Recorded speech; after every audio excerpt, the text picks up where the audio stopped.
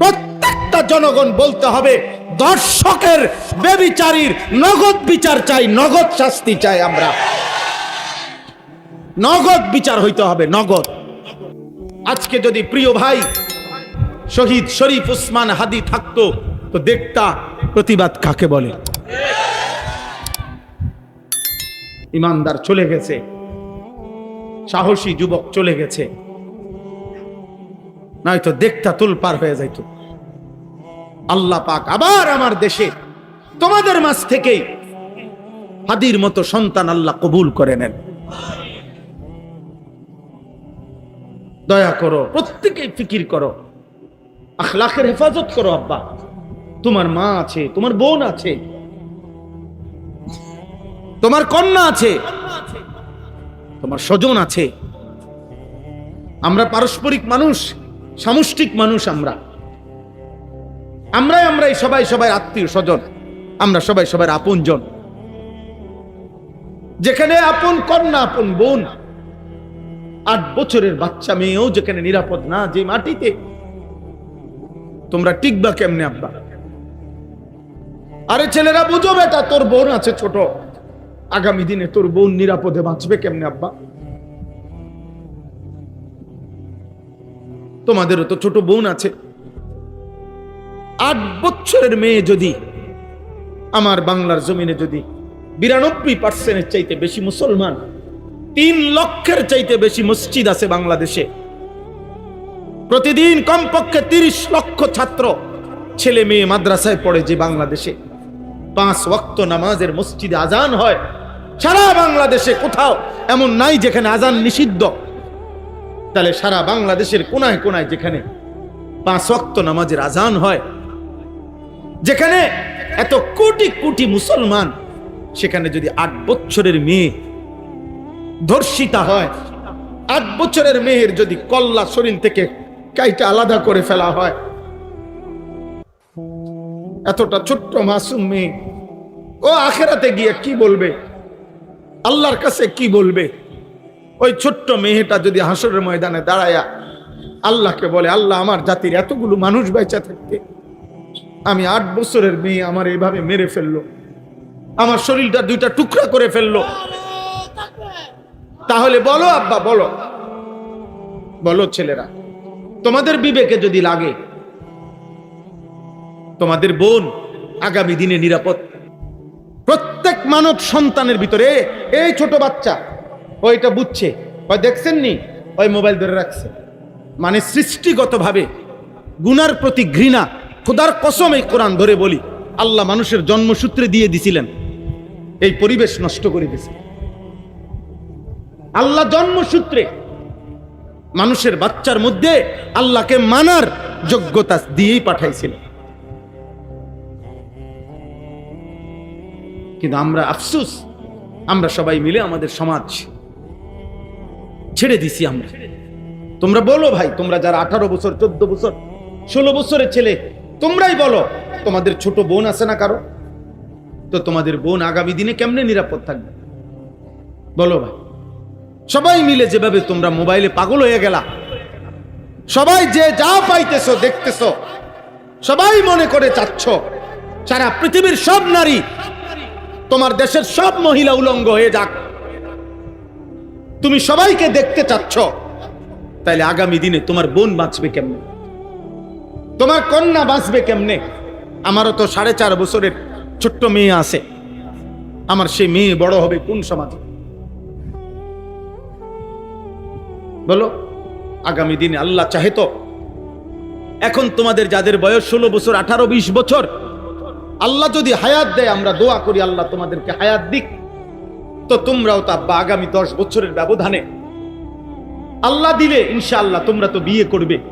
তো যে মেয়েটা বড় হইতেছে, আগামী দিনে তুমি যাকে বিবাহ করবে, ও যদি ইজ্জত নিয়ে বড় না হয়, সতীত্ব নিয়ে বড় না হয়, চরিত্র নিয়ে বড় না হয়, তো তুমি চরিত্রবান মেয়ে কোত্থেকে খুঁজে আনবে?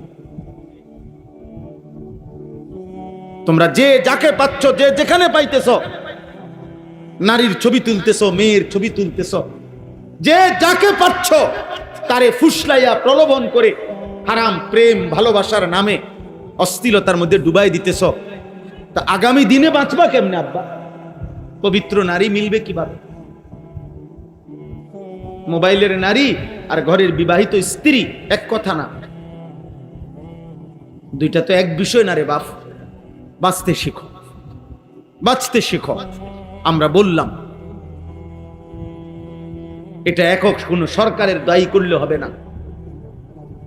একটি দেশের সম্মিলিত জনগণ আমরা, ছোট বড় নাবালেগ বয়স্ক নারী পুরুষ, আমাদের প্রত্যেকের সচেতনতা, প্রত্যেকের সামষ্টিক প্রচেষ্টা আমাদের সমাজ থেকে এই মুহূর্তে বাংলাদেশে একেবারে মরণ ব্যাধি, একেবারে মহামারীর মতো ধর্ষণ এবং পরকীয়া বাংলাদেশের এই মুহূর্তে একেবারে চ্যালেঞ্জিং পর্যায়ে পৌঁছে গেছে, যা যদি এই মুহূর্তে নিয়ন্ত্রণ করা না হয় আমার দেশের ভবিষ্যৎ পুরাপুরি অন্ধকার হয়ে যাবে, পুরাপুরি অন্ধকার, পুরাপুরি।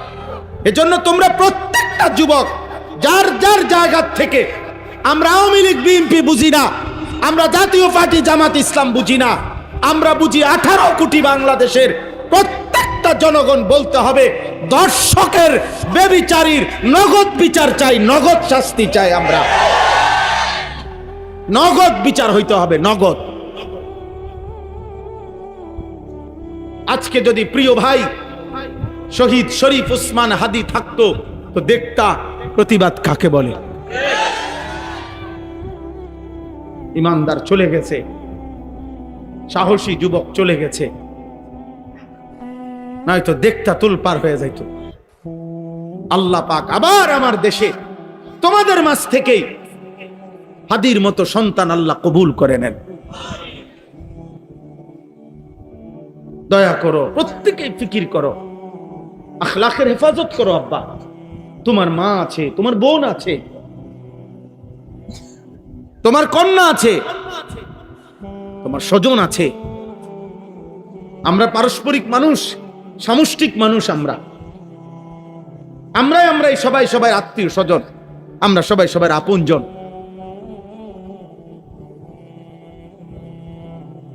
আমাদের মা, আমাদের বোন, আমাদের নারী, আমাদের কন্যারা যদি আমাদের সমাজে নিরাপদে থাকতে না পারে, যেখানেই লাঞ্ছিত হয়, যেইখানেই হোক, যার দ্বারাই হোক, সেটাই চরম ঘৃণিত এবং তার বিরুদ্ধেই প্রতিবাদ করা আমাদের দায়িত্ব। সে যেই হোক, আমার ঘরের হোক, আপনজন হোক আর দূরের হোক, আমার সমগোত্রীয় হোক অথবা অন্য গোত্রের হোক। ধর্ষক ধর্ষকই, ব্যভিচারী ব্যভিচারী, আমরা ধর্ষককে থুতু মারি, আমরা ব্যভিচারীকে আমরা থুতু মারি, চরিত্রহীনকে আমরা ঘৃণা করি, ঘৃণা করি। আল্লাহর নবী সাল্লাল্লাহু আলাইহি সাল্লাম বলেন দুইটা পাপ মারাত্মক, একটা হলো জিনা, ব্যভিচার, নারীর সাথে হারাম সম্পর্ক, আর একটা হলো মদ পান করা, নেশা করা, নেশা। খোদার কসম হাদিসে আছে, নবীজি বলছে যে নেশা করে এবং জিনা করে, প্রিয় ভাই মনে রাখেন, আল্লাহর নবী বলেন জিনাকার যখন জিনা করে, নেশাখোর যখন নেশা করে, এর ঠিক তার পূর্ব মুহূর্তে আল্লাহ ওই নাফরমানের কলিজার থেকে ঈমান টেনে বাইর করে ফেলে, যেভাবে গায়ের জামা খুলে ফেলে। নবীজি হাদিসে উদাহরণ দিয়েছে। নবীজি সাল্লাল্লাহু আলাইহি সাল্লাম বলেন মান শারিবাল খামরা মান জানা ওয়া শারিবাল খামরা, যে ব্যভিচার করে এবং মদ পান করে, আল্লাহ তার অন্তর থেকে নাজা আল্লাহু মিন কলবিহিল ঈমান, আল্লাহ তার অন্তর থেকে ঈমান এভাবে খুলে ফেলে, কামা ইয়াখলাউল ইনসানু আল কামিসা মিন রাসিহি, মানুষ যেমন তার গায়ের জামা খুলে ফেলে। আল্লাহ যেন বলে নারীর সাথে হারাম সম্পর্ক করতে যাচ্ছ, বেঈমান, দাঁড়া, আমার ঈমান আমারে দিয়া যা, যা এবার যা, যা বেঈমান এবার যা। আল্লাহ যেন মদখোর নেশাখোরকে বলে, নেশাখোর, গাঁজাখোর, ফুট্টাখোর, বাবাখোর, নেশা করতে যাচ্ছ, দাঁড়া, আমার ঈমান আমারে দিয়া যা, যা এবার যা, এবার যাও। বলেন নাউযুবিল্লাহ। কত বড় বিপদের কথা ভাই। এই ঈমান যদি আর ফেরত না আসে, এই ঈমান যদি আর ফেরত না আসে, তত চিরস্থায়ী জাহান্নামী। ঈমানবিহীন কবরে গেলে চিরস্থায়ী জাহান্নামী না? কথা বলে না তো? এই অবস্থায় যদি মৃত্যু হয়, উলঙ্গ ছবি দেখতে দেখতে তুমি যে রাত গভীরে ঘুমায় গেলা, আর যদি ঘুম না ভাঙ্গে? প্রতিদিন সারা পৃথিবীর আন্তর্জাতিক রিপোর্ট এটা, প্রত্যেক দিন সারা পৃথিবীতে প্রতি বছর কয়েক মিলিয়ন মানুষ শুধু ঘুমেই মারা যায়। এটা আন্তর্জাতিক হিসাব। কয়েক মিলিয়ন, 1 মিলিয়ন মানে 10 লাখ, 10 লক্ষ হলে 1 মিলিয়ন হয়। এরকম কয়েক মিলিয়ন মানুষ মানে কোটি কোটি মানুষ ঘুমেই মরে যায়। আর ঘুম, আমার নিজস্ব জানাশোনা আমার আত্মীয়র মধ্যে 2 জন মানুষ এমন, 2 জন, একজন মাঝ বয়সী, আরেকজন একটু বয়স্ক, ঘুমের মধ্যে মারা গেছে। জলজ্জান্ত মানুষ, একজন প্রফেসর শুইছে রাত্রে, ভালো মানুষ, সকালবেলা দরজা ভাঙ্গা, জানালা আরে সিটকারি ভাঙ্গা এরপরে বাইর করছে যে মরা। এই জন্য আমরা তোমাদের ভালোর জন্য বলছি, আমি কঠোর বললাম, শক্ত বললাম। আমার সমাজ অনিরাপদ হয়ে গেছে। প্রতিদিন পত্রিকার পাতা দেখেন, আপনারা খবর শুনেন, বাবা চাচা যারা আছেন আপনারা একটু খবর শুনেন, পরকীয়া কি পরিমাণ। নারী পুরুষকে হত্যা করে, পুরুষ নারীকে হত্যা করে, নারী আরেক পুরুষের জন্য নিজের কোলের বাচ্চা মাইরা ফেলে। ওমা, এরকম জঘন্যতা পৃথিবীতে তো আইয়ামে জাহিলিয়াতে, সেই ইসলাম পূর্ব বর্বর যুগতে এমন কাহিনী ছিল। এ কোন সমাজ আমাদের? এ কোন পৃথিবীতে আমরা আসছি? নারীর স্বামী আছে, ওমা অন্য পুরুষ খুঁজে, পুরুষ স্ত্রী আছে, অথচ নাফরমান ব্যভিচারী অন্য নারী তালাশ করে। আস্তাগফিরুল্লাহ, আস্তাগফিরুল্লাহ। আর কি আশ্চর্য কথা! আপনারা দেখেন পত্রিকার রিপোর্ট, প্রতিদিনকার রিপোর্ট শুনেন, চ্যানেলের খবরগুলো শুনেন, কি বলে প্রতিদিন। এই জন্য আমরা আলহামদুলিল্লাহ জায়গায় জায়গায় এতটুকু। এবার আসেন একটু এদিকে বলি মানে হলো, রাত্রি যত অন্ধকার হয়, রাত যত গভীর হয়, এ কথাও সত্য, আলো তত কাছায়া যায়। এখন বাজে মাত্র 9:22, বুঝা গেল এখনো রাত বাকি অনেক। কিন্তু যদি বাজে রাত 3টা, অন্ধকার যদিও খুব গভীর, কিন্তু বুঝতে হবে ভোর কাছায় গেছে, সকাল কি হয়ে গেছে, কাছায় গেছে, আলো কাছায় গেছে। এই জন্য চরিত্রহীনতা, অসভ্যতা, মারামারি, খুনি, হত্যা, খুন, ধর্ষণ, ব্যভিচার, হারাম, নাফরমান, অশ্লীলতা, বেহায়াপনা, এটা যেমন খুব বেড়ে গেছে, বুঝা গেছে আরেক পিঠে আলো কাছায় গেছে। এজন্য আলহামদুলিল্লাহ সারা বাংলাদেশে এখন, সারা বাংলাদেশে গলিতে গলিতে গলিতে গলিতে আলহামদুলিল্লাহ আল্লাহর দয়ায় মুসলিম নওজোয়ান, এই 18-20 বছরের কিশোর যুবকরা ইসলামের দিকে, কোরআনের দিকে, ওয়াজ মাহফিল, নসিহত, আল্লাহর দ্বীনের দিকে ব্যাপকভাবে এগিয়েও আসছে। আলহামদুলিল্লাহ আলো কাছায় গেছে।